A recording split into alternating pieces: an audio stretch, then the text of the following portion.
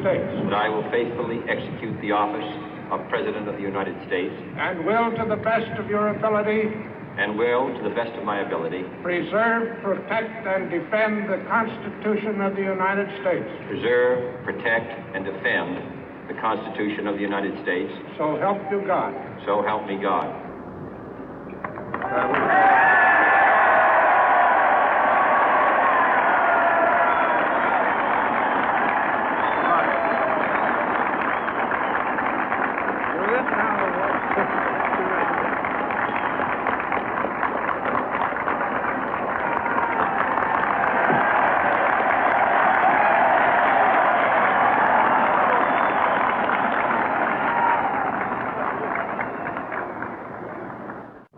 Vice President Johnson, Mr. Speaker, Mr. Chief Justice, President Eisenhower, Vice President Nixon, President Truman, Reverend clergy, fellow citizens.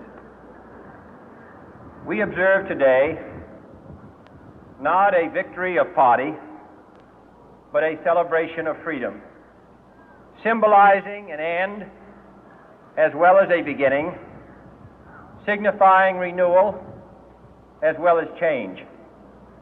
For I have sworn before you and Almighty God the same solemn oath our forebears prescribed nearly a century and 3/4 ago.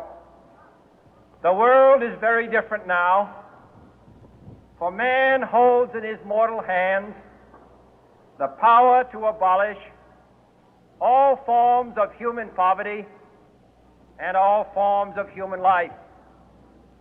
And yet the same revolutionary beliefs for which our forebears fought are still at issue around the globe. The belief that the rights of man come not from the generosity of the state, but from the hand of God. We dare not forget today that we are the heirs of that first revolution. Let the word go forth from this time and place to friend and foe alike that the torch has been passed to a new generation of Americans born in this century, tempered by war, disciplined by a hard and bitter peace, proud of our ancient heritage, and unwilling to witness or permit the slow undoing of those human rights to which this nation has always been committed and to which we are committed today at home and around the world.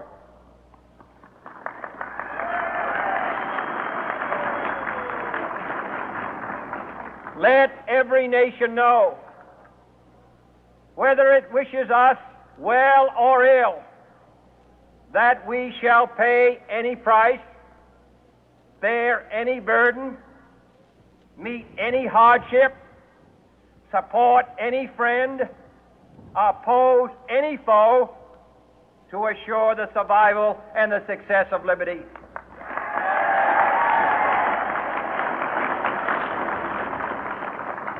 This much we pledge and more. To those old allies whose cultural and spiritual origins we share, we pledge the loyalty of faithful friends. United, there is little we cannot do in a host of cooperative ventures. Divided, there is little we can do, for we dare not meet a powerful challenge at odds and split asunder. To those new states whom we welcome to the ranks of the free, we pledge our word that one form of colonial control shall not have passed away, merely to be replaced by a far more iron tyranny. We shall not always expect to find them supporting our view, but we shall always hope to find them strongly supporting their own freedom, and to remember that in the past, those who foolishly sought power by riding the back of the tiger, ended up inside.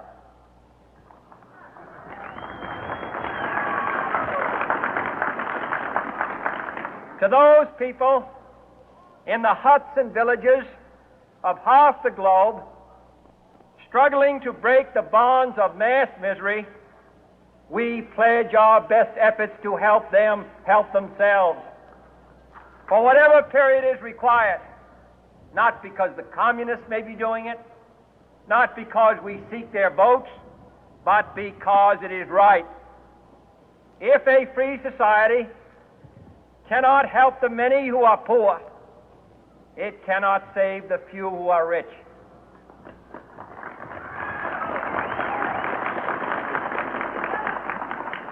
To our sister republics south of our border, we offer a special pledge to convert our good words into good deeds, in a new alliance for progress, to assist free men and free governments in casting off the chains of poverty.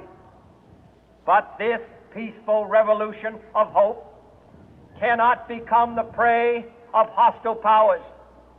Let all our neighbors know that we shall join with them to oppose aggression or subversion anywhere in the Americas. And let every other power know that this hemisphere intends to remain the master of its own house.